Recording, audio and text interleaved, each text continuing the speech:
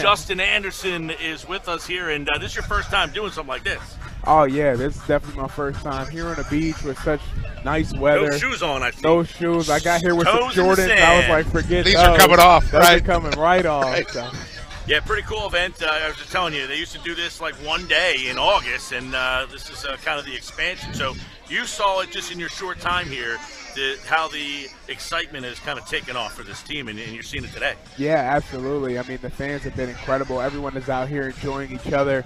So much camaraderie all over one simple thing, and that's just Philly sports in general. You know, you see Flyers, you see Philly, you see the Eagles, and you see a ton of Sixers apparel, and it's pretty cool to see so many people from surrounding areas coming together, enjoying time on the beach during this beautiful summer. You weren't wrong. That kid over there has a Phillies hat on that's getting the Fudgy Wudgy bar. So Phillies! I mean, yeah, they're all represented. All here. represented here. All That's represented. right. Well, you know, this is like typically a huge Eagles area. The town loves their Eagles, but you can't help but notice that you're starting to hear in August people talking about the Sixers. In July, people were talking about the Sixers. I know you kind of knew, but that doesn't happen often. That's not normal. Yeah, I'm sure. I mean, coming from a big place in Dallas where you talk a lot about the Stars, you talk a lot about the Cowboys, obviously, and about the Mavericks with Dirk.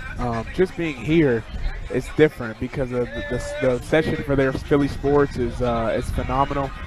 Everyone is just so invested, and you're really seeing a representation of it. So I'm really excited to be a part of this. I mean, who's better deserving than the Philly fans? I mean, you guys are used to great sports, and we want to make sure we do our part to bring it back. Hey, Justin Anderson's with us. You got traded here, Nerlens. A lot of people, very popular. People liked him. He got traded out. People didn't know what to expect. And what was it like for you to get traded like that? I mean, your role in Dallas, did talk about, you know, making that change and then coming to a team that hasn't won a whole heck of a lot. Yeah, absolutely. Obviously, Dallas will always hold a special place in my heart. It was the team that drafted me, the team that took the chance on me in the first round. Big moment in my career, changed my whole life, changed my family's life.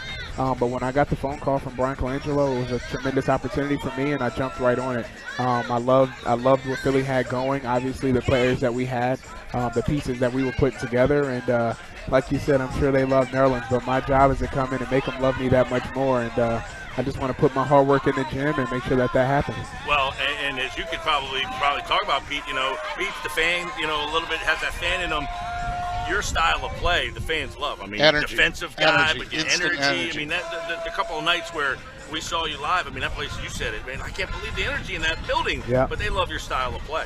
Yeah, I mean, my style of play is fun, gritty, hard-nosed, kind of instilled in me from high school basketball at Montrose Christian, instilled from Tony Bennett and UVA.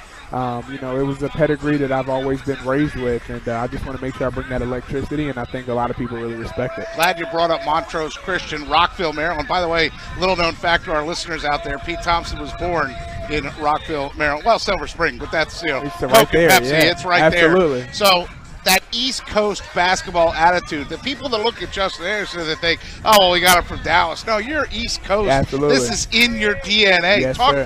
what is an East Coast basketball player to you? Gritty, you know, doing whatever you got to do to get the job done. Getting on the floor, pumping up the crowd, pumping up your teammates.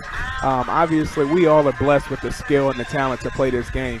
But where I want to separate myself is I want to make sure that my team is ready to play every night. And sometimes with an 82-game season, you know, your superstars might be tired. It might be times Joel may have just got 30 and he's just worn down. I want to be able to be there to be like, yo, you're a beast. You're an animal. Just keep killing, you know. And if I can continue to just juice my teammates and be the best teammate I can be, I think if we all individually make sure we sacrifice for the greater good of the team, we can be a really special team. And I think that's what we're all doing so far. The NBA has become such an offensive league. It's a point guard driven league. It's dunks and high flying and all that stuff. Right. But, you know, I'm old enough, and I'm 46. I'm of a certain age that I remember shutdown defenders and defense and the grinder. So when you say grind, I think defense and energy that you bring on that end of the floor. And I guess my question to you then would be, you say whatever it takes, but do you think you could have played, this is like a radio question, but do you think that you could have played in a different era? Me, my body, absolutely. Yeah. I think with my strength and,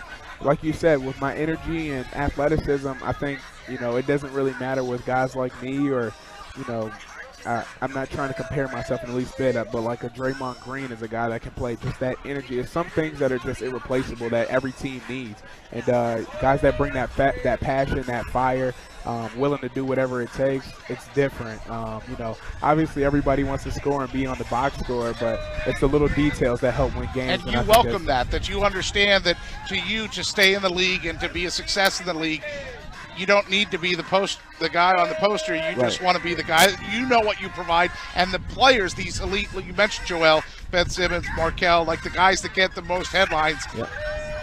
They respect the heck out of you because they know what you're bringing to the table. Yeah, I'm there to support those guys. I'm there to continue to have their back. I'm there to continue to try to help that team win, and that's what I'm committed to. The headlines and everything. I'm a big fan. In college, all of my teammates, we used to say the same thing: is when we win, everyone eats. And what we meant by that is when we win, everyone gets notoriety, everyone gets attention.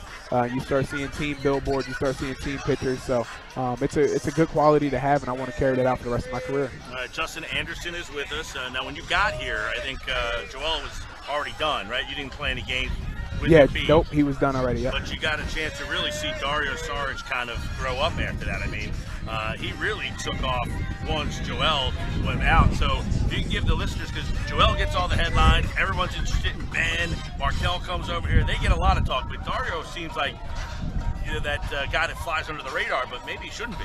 Yeah, I mean, he's a special person. First and foremost, he's hilarious. He has fun with the game. He works really hard. But when it comes to that mid-range game and backing guys down and being able to be effective on the offensive end, he's really a problem. He's a mismatch nightmare at the 4, and he's really shown that. I remember when I was playing in Dallas, we actually played Philly at home. And I remember he had a really good game against us, or excuse me, he didn't have a great game, and everybody was like, yo, that kid is special. And I was like, wow, like, cool. And then once I got here, I realized exactly what one of my coaches were talking about, and I'm excited that he's on our team. He's a hungry guy as well. He's overseas playing right now for his country. You know, so that's pretty cool, being able to stay in shape and being able to stay in game shape, and he's going to come and help us a lot this year as well. So yeah, and you had did you see the video of Ben Simmons playing in the I did. He shouldn't be taking care of his Aussies like that, man. He's got to let them have the advantage. I think I was in the video and he was playing power forward. right. Ben looked spectacular against guys like us. No, but you know what? I got to play with him when early in the summer. He was playing a little bit of pickup with us 5-on-5, and I don't like talking too much about, you know, other guys because I don't know how they feel about the situation. But like in transition, he is a beast. Yeah. Like he can throw dimes. He has vision. He's fast. He's strong.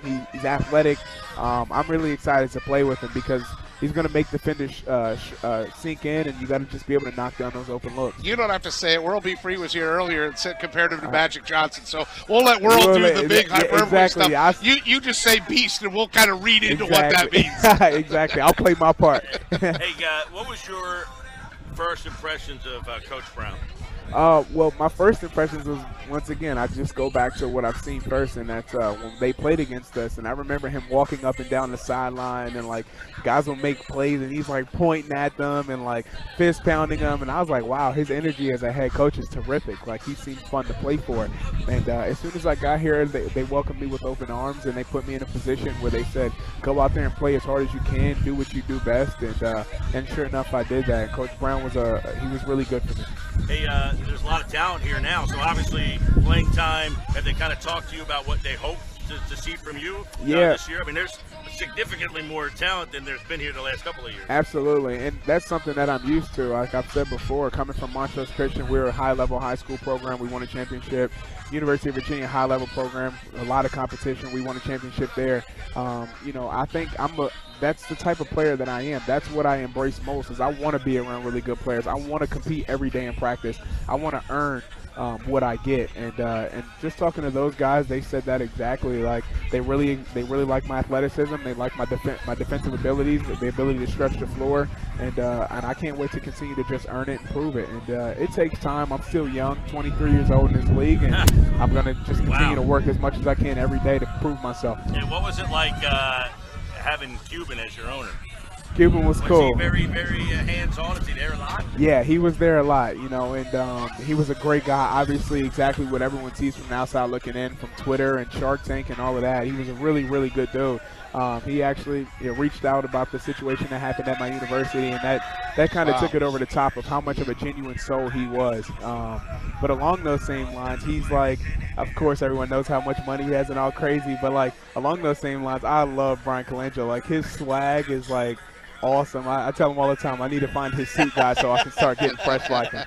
But I'm fortunate to be able to play for two great owners in my first 3 years in the NBA, and it's a great experience. All right, Justin Anderson's been spending time with us, the 21st pick in the 2015 draft by the Dallas Mavericks, played at UVA, and got traded here for Nerlens Noel, and we wish you luck, man. Thank you so much. I Maryland appreciate guy, you guys. right? Rockville, right? Rockville. But you know I'm from Virginia. Yeah. I claim Virginia to the death. I did see a little UVA guy. Yep. So they're representing. They understand where you're from. Absolutely. But Maryland, D.C., Maryland, Virginia, we all love it. That's awesome. Well, good luck to you, and, of course, enjoy the rest. I mean, I know you were in Ocean City, right? Yep.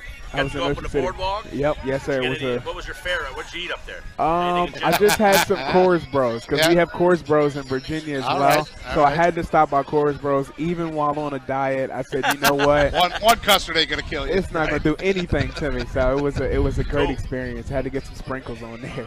Well, there, then here, and then the team is going to be and there you have your answer there, too, by the way. Sprinkles, not jimmies. Right? Yeah, exactly. You know, it's all those question marks are like, well, what do you go? The Sixers Summer Short Tour continues Saturday at the 82nd Street Rec Center in Stone Harbor, and that's where Markelle Fultz is scheduled to be there with Robert Covington.